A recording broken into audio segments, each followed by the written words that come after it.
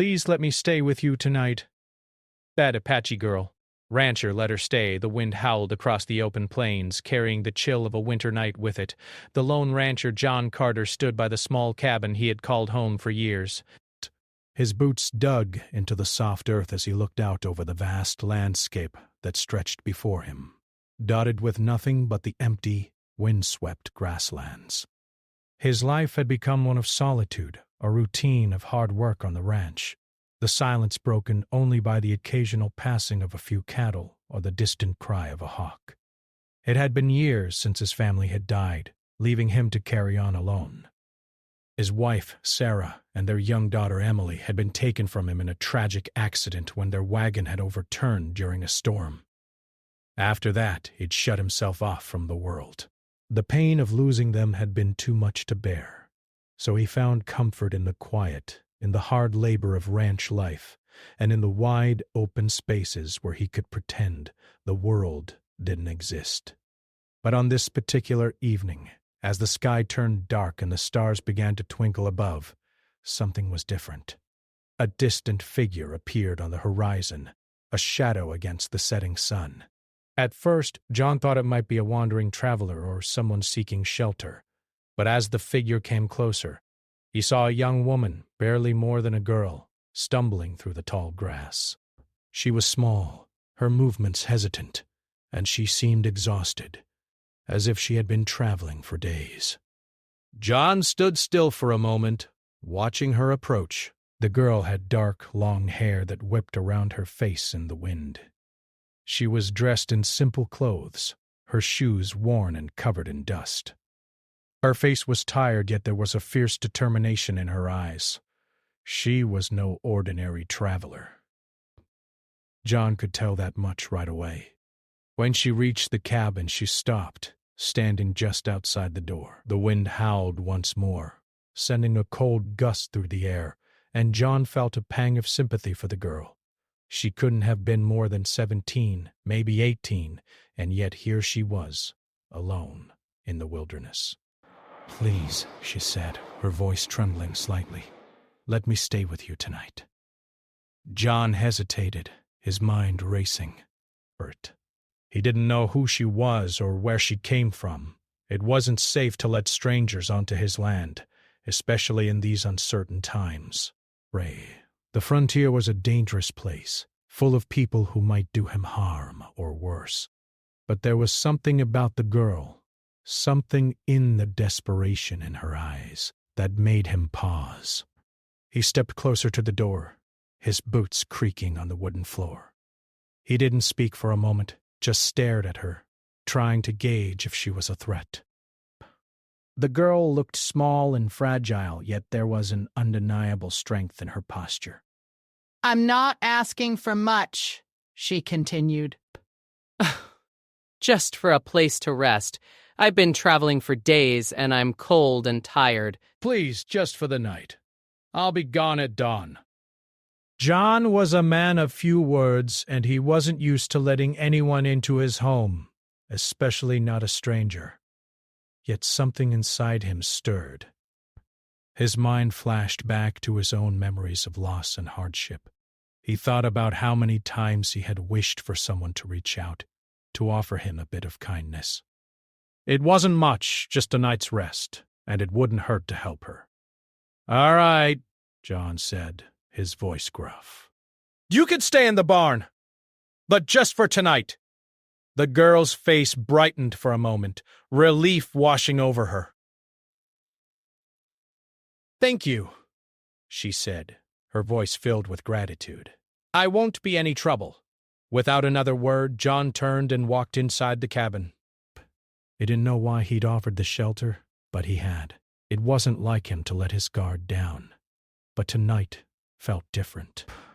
He moved silently through the house, preparing a small bed of hay in the barn for her. It wasn't much, but it was all he had to offer.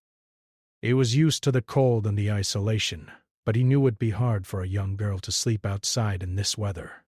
As he went back outside to fetch her, he noticed that the girl had not moved from where she stood. Rasp. She was looking at the barn, her face drawn with exhaustion. Her eyes met his for a moment, and she gave him a small, thankful smile. "Come on," John said softly, motioning toward the barn. "It's not much, but you can stay there for the night." She followed him silently, walking just a few steps behind, keeping her distance. But there was an air of gratitude about her, as though she knew how rare this kindness was in such a harsh world. The barn was simple, like everything else on John's ranch. A few cattle stalls lined the walls, and a small fire pit sat in the center to provide warmth in the winter months. The girl didn't seem to mind the simplicity. She was just glad to have a roof over her head, even if it was only for a night. John showed her where she could sleep and set a few blankets on the hay. "You'll be safe here for the night," he said. The girl nodded, sitting down carefully on the hay. She looked up at him, her eyes still filled with a mixture of exhaustion and appreciation. "Thank you," she repeated. "Davis saw the sand." "I'll be gone at dawn. You won't have to worry about me." John didn't say anything. He wasn't the type to make promises or offer reassurances, but something about her quiet strength, made him wonder if he had made the right choice.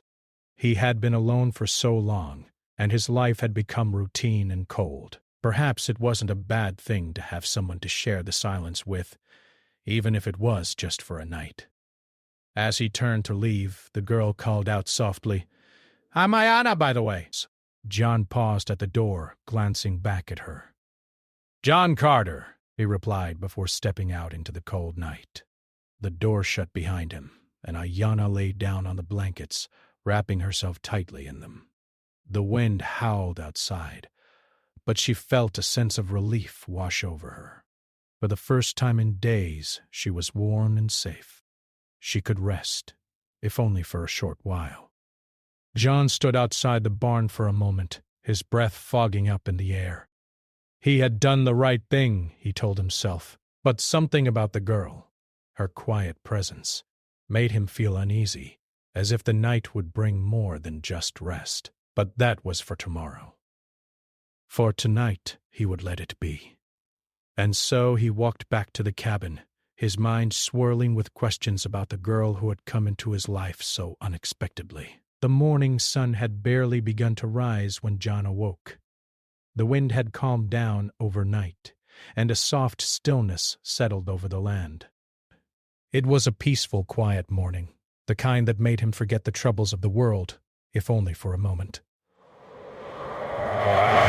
John rubbed his eyes and stretched, letting the warmth of the cabin settle into his bones. He had grown used to the solitude, the quiet of living alone on the ranch. He didn't need much. A roof over his head, a warm meal, and a task to keep him busy.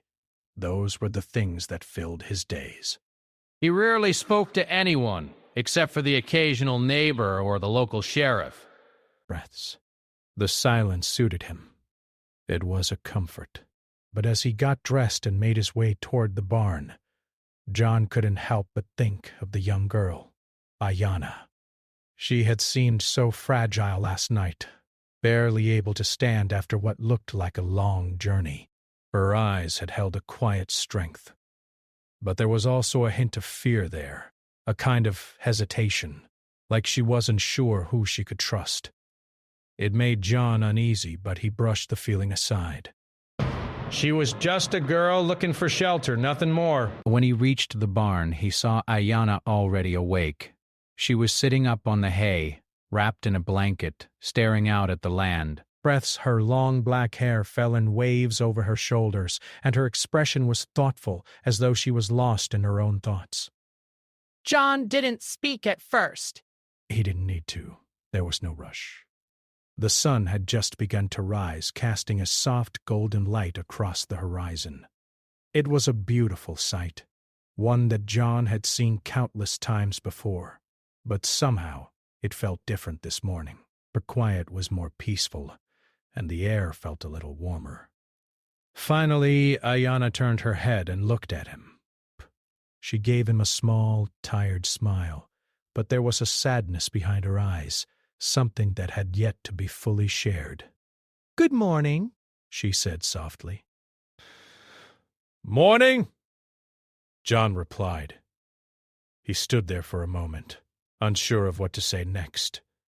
He wasn't used to talking to strangers, let alone someone like her. Ayana slowly stood up, stretching her arms. Narration. Thank you again for letting me stay. I didn't mean to cause any trouble. John waved it off. It's fine. You're safe here.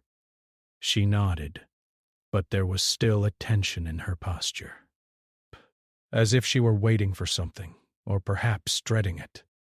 Her gaze flickered to the barn door, then back to him. Brace. You must have a lot of work to do, she said, her voice quieter now. John nodded. Back. I've got cattle to tend to, and the fence needs mending. Got plenty to keep me busy. Ayana's eyes brightened a little. I can help, if you'd like. I've done work with horses before, and I know how to mend fences. John raised an eyebrow, surprised by her offer. Bite. He wasn't sure what she was capable of, but there was something in her voice that made him believe she wasn't lying. It was that same quiet strength he had sensed when she first arrived. Breaths. You've worked with horses? He asked, intrigued. Yes, back with my tribe, she said. Her voice was softer now, and her gaze dropped to the ground. We had horses to help with hunting and traveling. I learned to take care of them when I was young. John studied her for a moment, his brow furrowing. Your tribe? He asked, unsure if he should press the question. Ayana's eyes met his again, and for a moment there was a flicker of something in them, something that told him there was more to her story than she was letting on. But she didn't speak right away. Instead, she stood up, brushing the hay off her clothes. We didn't have much, she said finally, but we had each other. We took care of the land and the horses, and we worked together. John didn't know what to say to that. He had heard the stories about the tribes, about the land they once called their own. The settlers had taken much of it, pushing the tribes further into the wilderness. It was a history full of pain, of lost homes, and broken promises. But this wasn't the time for those thoughts. Ayana was here now, and she needed help. Best. She needed work, just as he did. I could use a hand, I suppose, he said finally. There's some work that needs doing on the fence, and the horses could use feeding. If you know how to handle them, you're welcome to help. Ayana nodded eagerly, her eyes lighting up. I can do that, she said. John led the way to the stables where the horses were kept. They were a fine breed, strong and well-fed, though they had been left to wander the paddock for the past few days. Bang. As they approached, Ayana's face softened, and she reached out toward the nearest horse, her hand brushing its mane. The horse snorted softly and nuzzled her, and for a moment it felt like everything had slowed down. There was something about the way Ayana moved, the way she interacted with the animals, that made John pause for it. She wasn't just a girl looking for shelter. She was a person who had lived a life that had been marked by hardship and loss just like his own. But unlike him, she seemed to carry her pain with grace, her strength unspoken, but undeniable. Ayana turned to John, a slight smile on her lips. They're beautiful, she said softly, her fingers still running through the horse's mane. John grunted in agreement. Yeah, they're good workers. The two of them worked together, feeding the horses and making sure they were well cared for. Ayana's hands were gentle but sure as she moved between the animals, coaxing them into submission when necessary. John couldn't help but watch her. She moved with purpose, as though she had done this 1,000 times before. They didn't talk much as they worked, but there was a quiet understanding between them. It wasn't just the horses or the work that kept them focused. It was the unspoken connection that was beginning to form between them. Neither of them had said it aloud, but they both felt it. This was the beginning of something new, something neither of them had expected. By the time the sun had risen high in the sky, the horses were fed, the fence was mended, and Ayanna had proven herself more than capable. Psh! She had done the work without complaint, without hesitation, and John couldn't help but feel a sense of respect for her. As they stood together looking over the ranch, John felt something shift inside him. He had spent so many years in solitude building walls around himself, pushing people away. But Ayanna, she was different. He wasn't asking for anything more than a place to stay, a place to rest, and yet she had brought a sense of peace to this land that he hadn't realized he'd been missing. John turned to Ayanna and offered her a simple nod. "You did good work today." She smiled, a genuine smile this time, her eyes bright with gratitude. Breath. "Thank you for giving me the chance." For a moment, they both stood in silence, the wind stirring the tall grass around them, the sun warm on their faces. There was no need for more words. They both understood that the day was just beginning, and there was much more to come. The days that followed were filled with work, but they felt different now. There was a quiet rhythm to the ranch that hadn't been there before, a new presence that brought a sense of life to the place. Ayanna and John worked side by side, each going about their tasks with a kind of unspoken understanding. The ranch felt less like a place of solitude for John and more like a home again. John had grown used to the silence, but having Ayanna there had started to change things. At first, it was just the simple moments, like when she'd offer a small smile after completing a task, or when she'd laugh softly when one of the horses did something mischievous. Those small moments became more frequent, and with each passing day, John found himself looking forward to them. Despite the hard work, the long days, and the dust, John couldn't deny the change in the air. It was like the ranch had come alive, and he hadn't realized how empty it had been until now. Ayanna's quiet strength, her determination, and her willingness to help had brought a sense of purpose back into his life. Brave and food to fill her stomach, and food to fill her stomach. And yet... She had become more than just a guest. She was a companion, someone who shared in the daily life of the ranch, working without complaint and doing what needed to be done. John had never been one for small talk, and he didn't expect Ayanna to be either. But slowly, he started to learn more about her. She spoke in soft tones, her voice carrying the weight of someone who had seen hardship, but she never complained. Her words were measured, careful, as if each one was chosen with purpose. John had come to appreciate that about her. In her presence, he didn't feel the need to say much. There was comfort in the silence, in the shared understanding that neither of them needed to fill the air with words. It was on one of these quiet afternoons that everything changed. A group of settlers rode into John's ranch, their horses kicking up dust as they approached. John was repairing a fence when he saw them in the distance. They weren't from around here. John knew that much immediately. Their clothes were finer than those worn by the ranchers and farmers in the area, and they rode in a tight group, as if they had come with purpose. Ayanna was in the barn, feeding the horses, and John's first instinct was to protect her. The settlers weren't the kind of people he usually dealt with, and there was something about their presence that made him uneasy. As they drew closer, one of the men, the leader, by the looks of him, raised his hand, signaling for the group to stop. He was a tall man with a hard face, his eyes narrowing as he surveyed the ranch. John stood up straight and wiped the sweat from his brow, trying to appear calm. He didn't want to show any signs of weakness, not to these men. They were strangers, and with strangers came risks. The leader of the group approached John slowly, his boots crunching in the dirt. "You the owner of this place?" he asked, his voice rough and dismissive.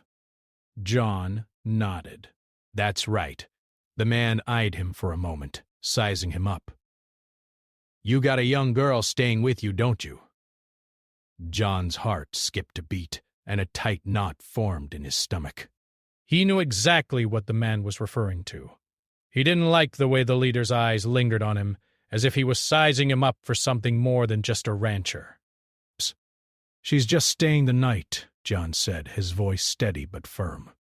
"She's not causing any trouble," the leader scoffed, a smirk crossing his face. "I'm sure she's not.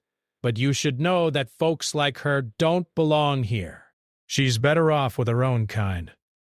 John clenched his fists at his sides, his jaw tightening. The tone in the man's voice was laced with something ugly, something that John couldn't ignore. He knew what he was hearing. Breaths. It was the same kind of talk he'd heard in the past, talk of people who thought they had a right to tell others where they belonged. "She's not going anywhere," John said, his voice low but unwavering. She's safe here." The leader's eyes flashed with anger, and for a moment John thought the situation might escalate. The other men in the group shifted uncomfortably on their horses, waiting for the leader to make a move. "You don't know what kind of trouble you're inviting," the leader warned. "The last thing you want is to make enemies in this part of the country. You'll regret it." John stood his ground, his expression hardening. He wasn't going to back down. He had made a decision to help Ayanna, and he wasn't about to let some stranger tell him what he could or couldn't do. "I don't need your advice," John said, his voice sharp. "You're welcome to leave, but I don't have anything for you." The leader narrowed his eyes, but after a tense moment he jerked his head toward the others. "Come on, boys," he muttered, spinning his horse around. "We'll be back. You've made a mistake." With that, the group rode off, their dust rising into the air behind them. John watched them go, his heart still pounding in his chest. He knew this wouldn't be the last time they came. There would be more trouble, more threats, but for now, the ranch was safe. And Ayanna was still safe. That was all that mattered. When the men were out of sight, John exhaled slowly and wiped his forehead. Bait. He had to protect her, no matter what it took. He walked back to the barn, where Ayanna was brushing down the horses. She hadn't heard the confrontation, but she must have sensed the tension in the air. John stopped in front of her, and she looked up, her eyes meeting his. "Is everything all right?" she asked, her voice soft, but her concern was clear. John nodded, forcing a small smile. Breaths. "It's fine. Just a few troublemakers." Ayanna studied him for a moment, as if trying to gauge the truth behind his words. But she could tell he wasn't telling her everything, but she didn't press him. She simply nodded and returned to her work. The air between them had shifted, and they both knew it. The ranch was no longer just a place of solitude. It was a place of danger, too. But they were in it together, and that made all the difference. John watched Ayanna for a moment longer before turning to go. There was work to be done, but he couldn't shake the feeling that things were about to get a lot more complicated. The days after the encounter with the settlers felt heavy, like the calm before a storm. John couldn't shake the feeling that trouble was coming, that it was only a matter of time before the settlers returned. They had warned him, and he knew from experience that threats like theirs weren't made lightly. He had lived long enough in the wilds of the frontier to know that people didn't take kindly to being defied. But as the days passed, John pushed those thoughts to the back of his mind. There was work to do on the ranch, tasks that needed his attention. Breaths. The cattle needed to be moved to new grazing grounds, the barn needed repairs, and there was always the endless cycle of feeding the horses and mending fences. It was the kind of hard, honest work that kept a man busy, kept his mind occupied. Breaths. And for John, that was enough. Ayanna had settled into a routine as well. She worked tirelessly alongside him, never complaining, never asking for more than what she was given. Her quiet determination had become something John admired, She had proven herself time and again, handling the horses with the same skill and confidence as she had shown when she helped mend the fences. He had grown accustomed to her presence, to the soft sound of her voice when she spoke, to the way she moved through the ranch with purpose. She wasn't just a guest anymore. She was a part of the daily life at the ranch. And for the first time in a long time, John didn't mind the company. But despite the routine, there was an unspoken tension between them. John could feel it in the way Ayanna held back sometimes, as if there was something more she wasn't saying. There were moments when their eyes would meet, and John could see a flicker of something in her gaze, something she didn't share with him. Breath. She was hiding something. He didn't know what it was, but he could feel it. It was like an invisible barrier between them, something unspoken that neither of them had addressed. One evening as the sun set over the ranch, painting the sky in shades of pink and orange, John found Ayanna standing at the edge of the field, staring out at the horizon. Her long hair blew gently in the wind, and she seemed lost in thought, her posture tense, as if she was waiting for something. John approached her quietly, not wanting to startle her. "Ayanna," he called softly. She turned, surprised to see him standing there. But there was a brief moment of hesitation before she smiled, though it didn't quite reach her eyes. I didn't hear you coming." John studied her for a moment, his gaze lingering on her face. Breaths. She looked troubled, her brow furrowed in thought. He had noticed it before, the way she seemed to be carrying something heavy, something that weighed on her.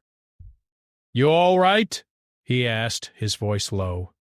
Ayanna looked away, her gaze drifting back to the horizon. "I'm fine," she said, but her voice lacked conviction. John took a step closer, his boots crunching in the dry grass. "You don't have to pretend," he said, his tone soft. Breaths. "If something's bothering you, you can talk about it." Ayanna shook her head as if trying to shake off her thoughts. "It's nothing." Breath. "Just thinking about things." "Things?" John asked, his brow furrowing. "Like what?" She was quiet for a long moment, her gaze fixed on the distant hills. John could see the conflict in her eyes, the battle between saying what was on her mind and holding it all in. Perhaps. Finally she spoke, her voice barely above a whisper. "I've been running for a long time," she said. "I thought I could keep moving, keep going. But every time I think I'm safe, something happens. People come after me, or I have to leave again. I thought if I came here, maybe I could finally stop. But I don't know if that's possible." John's heart clenched as he listened. He had known there was something behind her quiet demeanor, something that had made her so guarded, but hearing her say it out loud made it real. She wasn't just a girl looking for shelter, she was running from something, and that something was chasing her, no matter where she went. "Who's chasing you?" John asked, his voice steady despite the sudden rush of questions in his mind. Bear. Ayanna's eyes flickered with a mixture of fear and uncertainty. She opened her mouth to speak, then closed it again, as if she was struggling to find the right words. "Buh." She took a deep breath before answering. "My tribe, they're gone now," she said softly. "The settlers came and they drove us from our land. Many were killed and the rest scattered. I've been alone since then, trying to survive." John's chest tightened at her words. He knew the history, the battles between the settlers and the native tribes, the way people like Ayanna's people had been pushed from their homes. But hearing it from her, seeing the pain in her eyes, made it all the more real. "I'm sorry," John said quietly, his voice full of sympathy. But that's a hard life. Ayana gave a small, humorless laugh. I've gotten used to it. But sometimes I wonder if I'll ever find a place to belong. A place where I don't have to run anymore. John was silent for a long moment, unsure of what to say. He had never been in her shoes, never experienced the kind of loss she had. He didn't have the answers, but he did know one thing. She had a place here, with him. You belong here, John said, his voice firm. As long as you want to stay, you have a place here. You don't have to keep running. Not anymore. Ayana turned to look at him, her eyes searching his face, as if looking for something, some sign that he meant it. John held her gaze, his expression softening. He wasn't much for words, but he knew this much. He wasn't going to let her go. Not if he could help it. I don't know what to say, she murmured, her voice barely audible. You don't have to say anything, John replied. Just know that you're safe here. That's all that matters. For a moment, there was nothing but the sound of the wind and the soft rustling of the grass. Then, slowly, Ayana stepped closer to him, her eyes still uncertain but filled with something else, hope, maybe, or the beginning of trust. Thank you, she said quietly, her voice barely a whisper. John nodded, his heart swelling with a sense of responsibility. He didn't know what the future held, but he knew one thing for sure. Ayana wasn't going to face it alone. Not if he could help it. As the sun dipped below the horizon, the two of them stood in silence, side by side, each of them carrying their own burdens, but sharing this moment together. It was a small step, but it was enough. It was a beginning.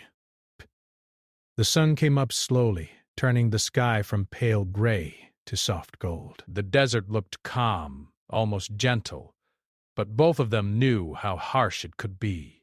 The girl stood near the porch with the small bag the rancher had given her. But inside were food, water, and a little money wrapped carefully in cloth.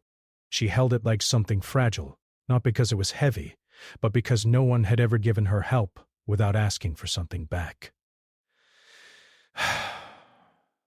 The rancher leaned against the porch post, watching her quietly. He was not a man of many words, and this morning he felt that words would only get in the way. Everything that mattered had already been said during the night. Still, the silence felt full, like the space before a storm or a long journey. The girl looked out toward the dirt road that cut through the land. It seemed to stretch forever. Perhaps. For a moment fear passed across her face. Leaving meant facing the world again, with all its dangers and unknowns. Breath. Staying would have been easier, but she knew that was not how life worked. Nothing stayed the same for long. She turned back to the rancher and nodded. A simple gesture filled with meaning. "Thank you," she said quietly. Her voice was steady now, stronger than when she first arrived. For listening. For believing me. He nodded back.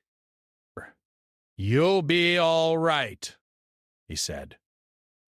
It was not a promise, just hope spoken aloud. But sometimes hope was enough.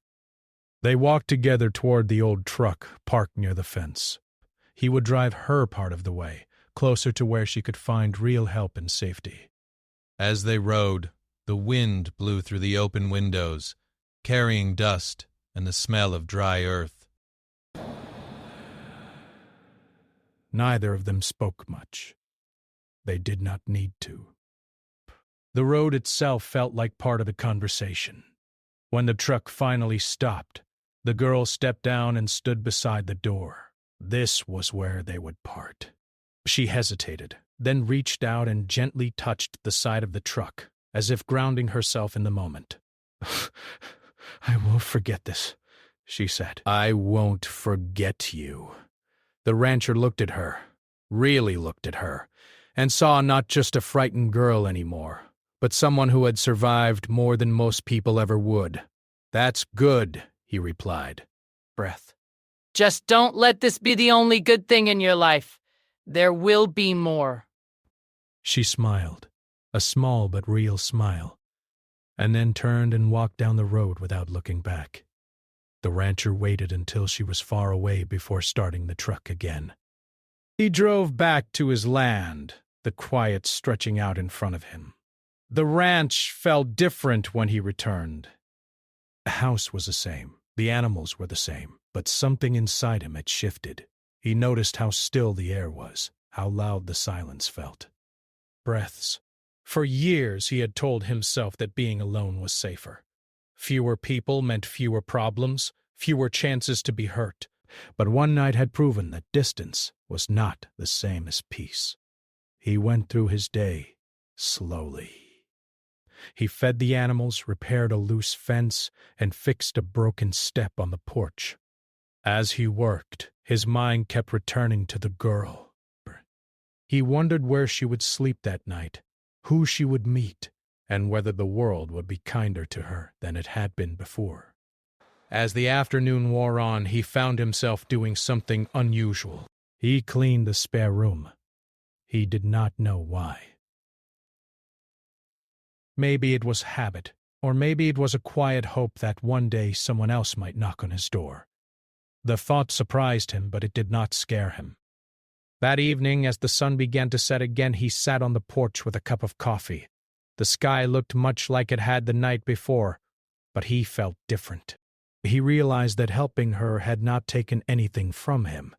It had given him something instead: purpose, connection, and a reminder of who he used to be before loss hardened him. Far away, the girl continued her journey. Each step felt lighter than the last. She thought about the ranch, the warmth of the house, and the quiet respect in the rancher's eyes. For the first time in a long while, she did not feel invisible. She felt seen. When night came, she found a safe place to rest. As she lay down, she looked up at the stars and breathed deeply. Fear was still there, but it no longer controlled her. She knew now that kindness could exist even in the most unexpected places. Days later, she would reach people who could help her rebuild her life. It would not be easy. There would be setbacks, moments of doubt, and days when the past felt too heavy. But she would keep going, holding on to the memory of one night that proved the world had not completely turned its back on her. Back at the ranch, life returned to its routines. But the rancher carried that night with him. But he became more aware of others, more open, even if only in small ways.